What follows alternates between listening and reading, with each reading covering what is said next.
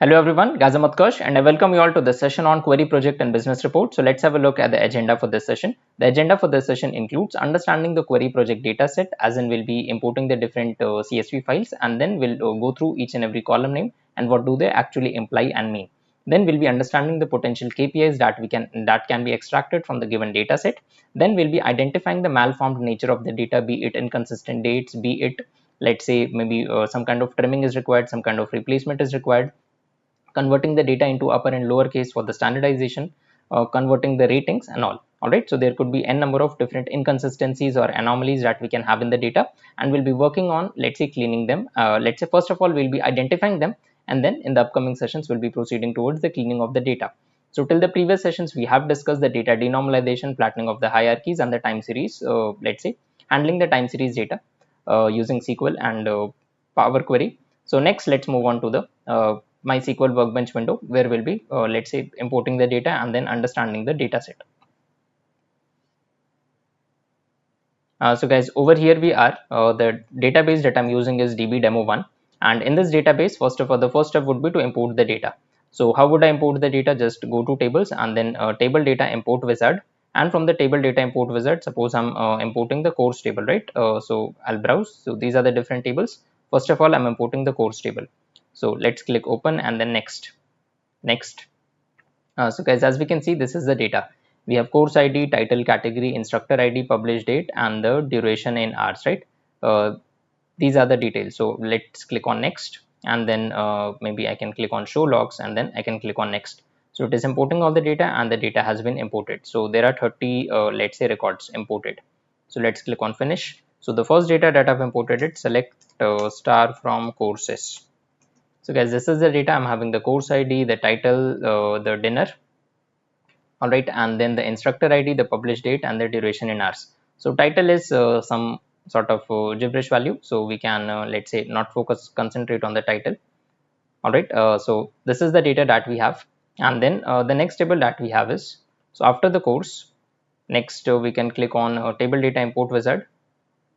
All right, so title currently has no relationship to the category, but let's assume that title, as far as the title is concerned, we do have some gibberish values.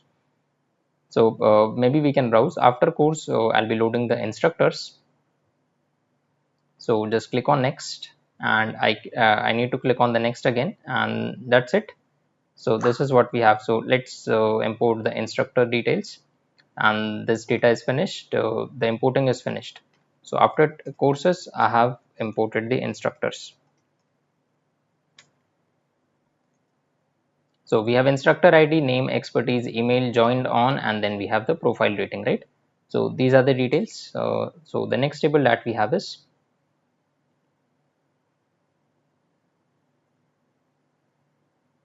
let's say course content. So if I click on the course content and if I click on next, then next. So these are the details. We have content ID, course ID, module number, title, duration in minutes, and the content type. So let's click on next, and this is finished, and click on next. 30 records imported and finish. So this was course content. So over here I can write select star from course content. So guys, over here I'm getting the content ID, the course ID, the module number, the title, the duration, and the content type. Again, title over here may not be let's say precise depending on the data that we have. So after this, next we can import the next table, which is right click, table data import wizard, and the next table that we have is the student feedback. So we may have more records as far as the student feedback is concerned. Then click on next, and then next, and so we have feedback ID, course ID, student ID, rating, review, and the feedback date. So let's click on next, and next. So this might take some time. Okay, so this is done. So 150 records we have imported. So we have the student feedback, right? So over here I can write select star from the student feedback. So this is what we have. We have feedback ID, the course ID, the student rating, the rating, then we have the review text, then we have the feedback date. Then we have one more table. So right click, table data import wizard, and then click on browse. So over next we have the video analytics. So click on open, and once we have opened this, I can click on next, and then I can click on next again, right? So we have let's say content ID, student ID, watch duration, total duration, completion percentage, and the last watched, and then I can click on next and then click on next again. So yes, even this data importing is completed. So we have 130 records. So this is finished. So this is select star from the video analytics. These are the tables that we have. We have content ID, student ID, watch duration, total duration, completion percentage, and the last watched. All right. So these are the details. These are the 5 tables that we have. So first of all, let's say after importing the data, let's understand the data. So the first table that we have is courses, right? So let's identify the features that we have. So this is select star from courses. All right. So if I were to run this, how many records does it contain? It contains 30 records. What are the features? So we have the course ID. Then we have the title. So again, title is the gibberish. Then we have category. Then we have instructor ID. Then we have the publish date.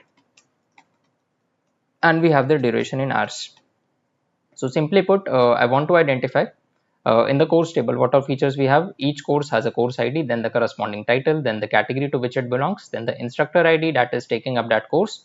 Next we have the publish date, when was the course published, and then we have the duration in hours. For how many hours does the course persist, right? So these are the features from the course table.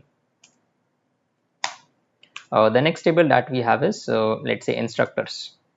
So let's understand the second table. So if I were to run this, as far as instructors are concerned, we have 22 instructors, and for each instructor we do have the instructor ID, then we have the name, then we have the expertise, then we have the email, then we have joined on, and we have the profile rating. All right, next we have the profile rating. So this is the data that we have. Next we do have the profile rating. So for each instructor, every instructor is followed by an instructor ID which is unique. Then we have the name of the instructor. All right, then we do have the name of the instructor. So as we can see, the instructor IDs are unique. Name of the instructor, then the expertise, as in their let's say their domain expertise, then the email of the instructor, then when has the instructor joined let's say this course curation team, and what is the profile rating. So what is the profile rating that we have? All right, so these are the kind of ratings that we have. So we have to clean this data. Next, let's move to the next table, so which is the course content. So if I were to write this, select star from the course content. So if I were to run this, this is what I'm getting, right? So over here we have 30 records. Then we have the content ID.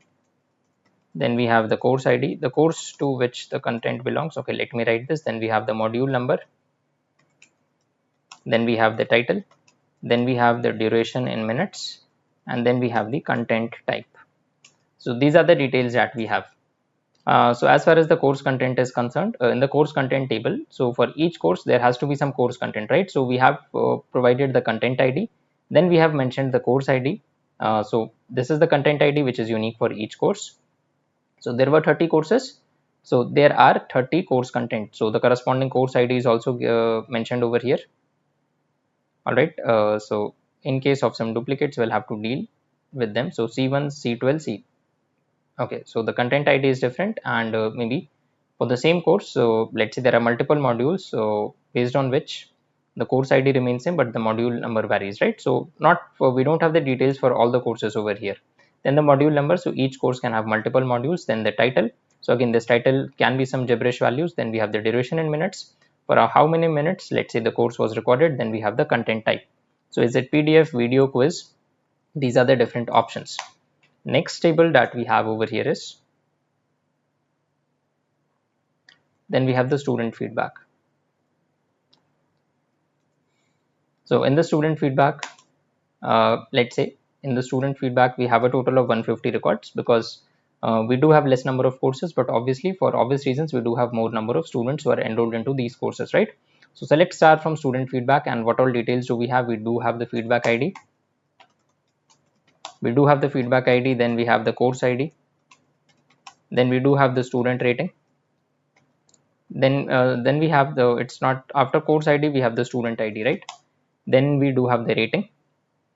So over here we have the feedback ID, then the course ID, then the student ID who has rated a particular course, then the rating, and after the rating, what is the next column? We have the review text. So again, some review text is not so appropriate. So okay, and then we have the feedback date. When was the feedback given? So review text is again some gibberish value. It's not the exact feedback. So this is the student feedback. Next, if we look for the next table, we do have the video analytics. So if I were to write the video analytics, select star from video analytics, what all details are we getting over here? Over here, I'm getting 130 records. So because couple of courses have the video content as well, right? So we do have the content ID. Then I do have the, let's say the student ID. Then we do have the watch duration. Then we do have the total duration.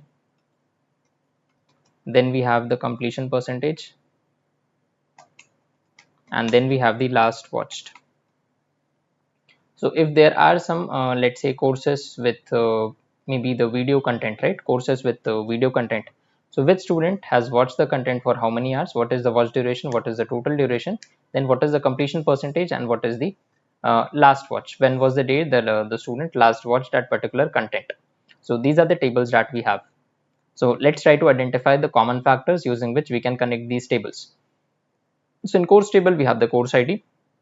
And even in the course content, we do have the course ID, right? So course table can be linked to the course ID, can be linked to the course content based on the course ID.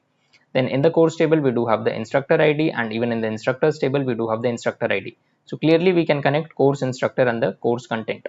Next, we have the student feedback. So student feedbacks only comes based on a particular course, right? So if the student is providing some feedback, it has to be accompanied by some course. So again, course table can be linked to the student feedback based on the course ID. Next, we do have the video analytics. In the video analytics, we do have the content.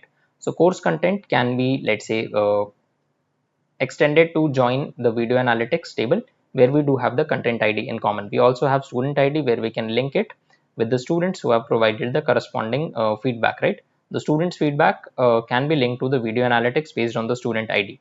And we do have other columns. So this is the general description of the data. So we do have, let's say, some kind of courses, the corresponding instructors, the corresponding course content, and then we do have the student feedback and the video analytics as well. All right, so all these details are available. So once we have all these details, next what can be done? So what are the let's say files that we are importing? We are importing courses, instructors, course content, student feedback, and the video analytics, right? So these are the files, let's say these are the files that we are working upon: courses, instructors, course content, student feedback, and the video analytics. Next, we have to identify the anomalies in the data. All right, means the ones that can be treated. Anomalies as in the malformed values in the data. So there can be n number of issues. So let's identify the potential issues. Means first I'd be addressing the potential issues, and then we'll just have a look at the issues, right? So maybe the first one could be upper and lower case. All right, upper and lower case. So data may not be standardized. Not standardized as in not in proper upper and lower case, right? Then maybe not trimmed. So we can have extra space in beginning or at end. Then now the third issue could be let's say inconsistent values.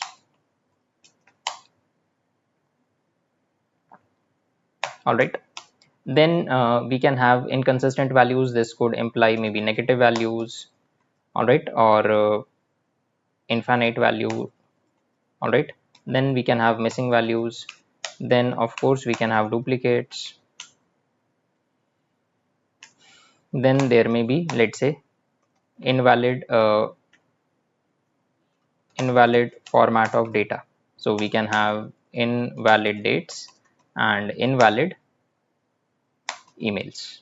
All right, so maybe invalid data formatting, right? So over here I can say invalid data formatting. So maybe invalid dates, invalid email, etc. Maybe over here we can have invalid ratings as well. So these are the potential issues, means we can have a number of more issues. Let's say okay, these are the potential issues. Let me write etc. Now let's identify the issues. These are the potential issues that we have identified. So first we'll look into the first table, which is the courses. So if you observe the courses table, so these are the courses, right? So if I were to let's say identify the distinct, so the total records is 30. So I need to know what is the distinct course ID from the courses table, right? So over here maybe I can write the count of distinct course ID from the courses table. So there are 29 distinct courses. We have 30 records, so we have 29 distinct courses. Okay, so let's say we have identified the duplicate. One of the record that we have over here is duplicate.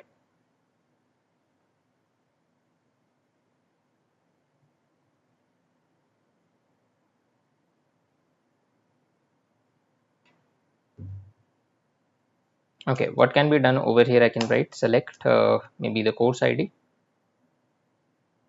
wise, count of course ID from courses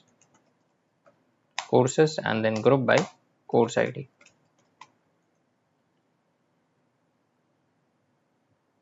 Okay, see C5 has two records, right? C5 has two records. So again, we do have duplicates. One of the issues encountered is duplicates.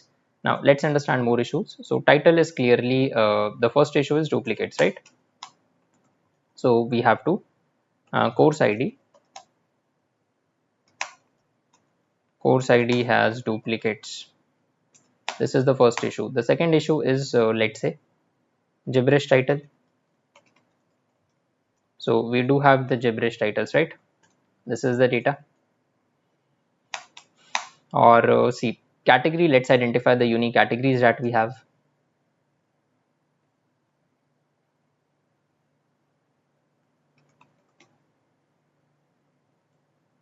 So seven unique categories we do have, right? What are these seven unique categories? Let's display them. Let's see if we need to go for some replacement. So we have data science. See, data science is here, data science is over here, AIML, web development, programming, AIML. So couple of values are let's say replacement required. So in the category, replacement is required.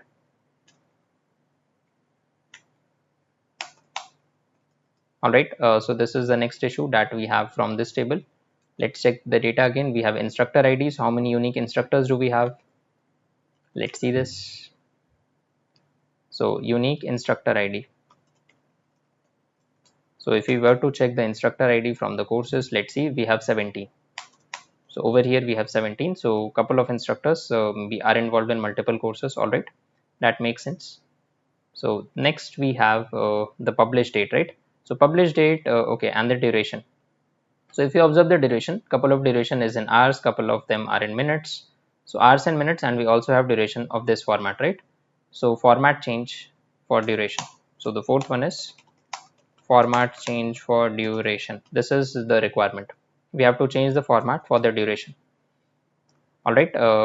So these are the four potential issues, and let's check the publish date. So over here I'll be writing select minimum of publish date and maximum of okay. So if I click over here, so this is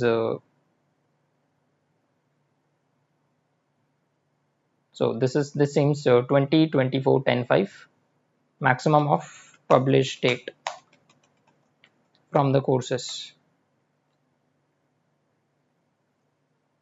So guys, okay, so this is a valid range. All right, so no need to change anything in this. The second table is instructors. So over here, if I were to write select star from instructors, let's identify the potential issues over here. So we do have instructor ID. So maybe we can run this. What are the distinct instructor IDs over here?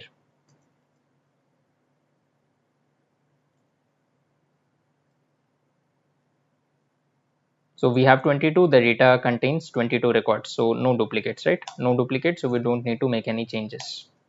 Okay, next we have the name. So okay, we do have the name. So let's say name requires upper lowercase standardization. Alright, this is required as far as the name column is concerned. This we can see directly. Next we have expertise. So let's look at the distinct expertise that we have.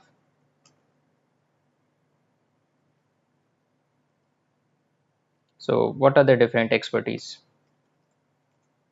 So we have ML statistics, React, data analysis, Java, statistics. Okay, statistics is repeated, and data analysis, Java, Python. So again, let's say replacement of column, right?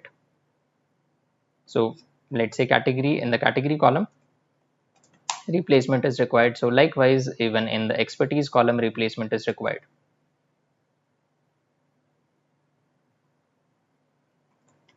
In the expertise column, replacement is required. So guys, this is what we have, and then once we have this, next after this, once this is done, so this is the duplicates. Next we have, so after expertise, then we have email, and email clearly does not seem to be in proper format, right?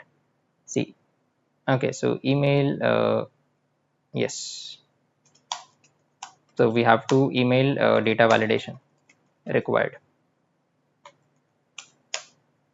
means email is not properly formatted, email data format validation. Then joined on, so maybe we can display the minimum to the maximum joined on.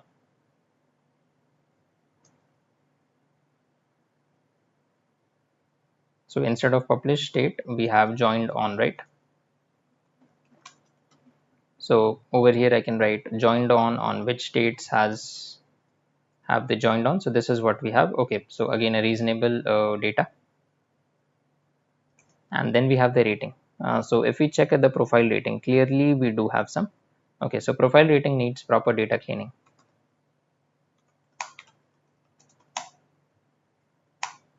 So this is clearly malformed. All right, is malformed. So we have to handle this. All right, so two tables we have discussed. The next table that we have is course content, right? Next we have the course content.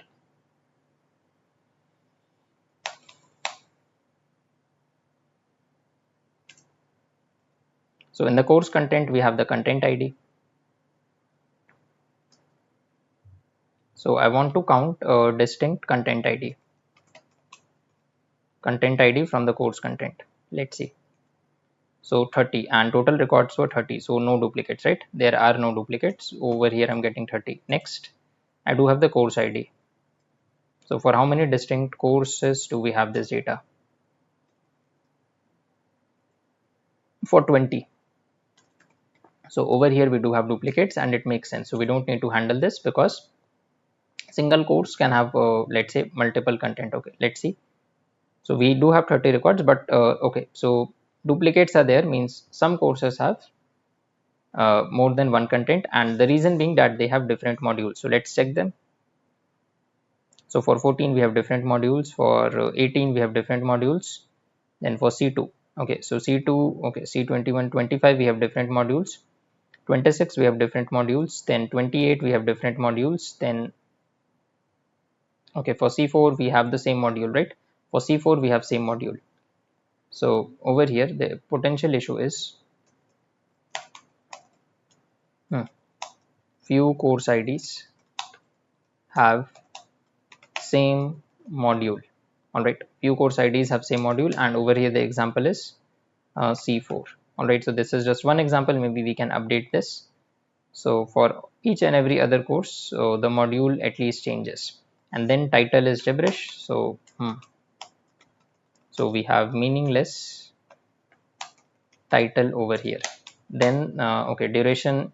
So something needs to be changed as far as the duration is concerned. So over here it's in minutes, but a couple of values are in hours. All right, so this is clearly malformed. Then the content type. So for content type, maybe let's say over here I can mention it requires upper lowercase standardization, right? It requires upper and lowercase standardization.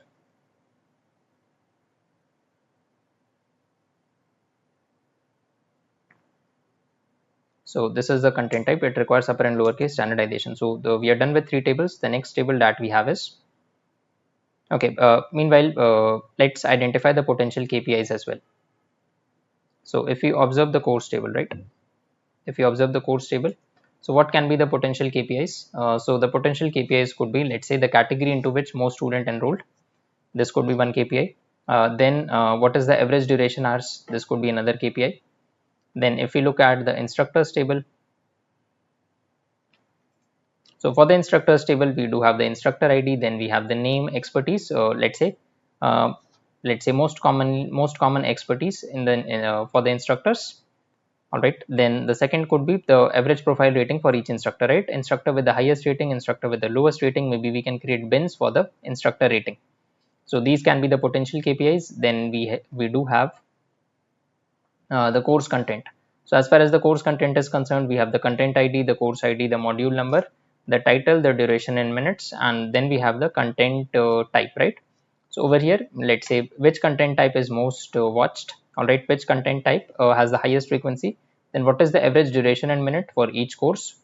Then again, title is reformed. So which course ID has maximum modules, all right, which course has the maximum module. So all these things can be the KPIs over here. And what about the student feedback? So student feedback means which course ID has the highest average student rating, how many students have given the rating, all right, and let's say what is the minimum to the maximum feedback date, all right. So these things we can identify. So these are the student feedback, and then we have the video analytics. So over here we can identify the average watch duration, the average total duration, the average completion percentage, how many students let's say have provided the have enrolled for the video analytics, have enrolled for courses that involves videos. So all these details we can identify, and these are the potential KPIs. So likewise, if we observe the remaining 2 tables, so we do have the video analytics, right? So over here, if I were to write,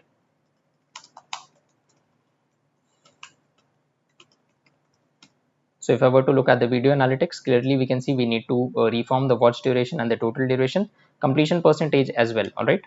So maybe we can write watch duration, then the total duration, and completion percentage needs to be reformed, all right. So we may have duplicate student IDs as well. So yes, we do have duplicate student IDs. So duplicate student IDs because let's say they are watching the different content, they are going through the different content, it's not the same student ID, right? Means the content ID is changing over here. Then the last watched, all right. So these are the issues from the video analytics. And then we have the one last table, which is student feedback. So let's identify the student feedback, issues in the student feedback. So in the student feedback, I'm having the feedback ID, course ID. So okay, over here, let's say rating is malformed.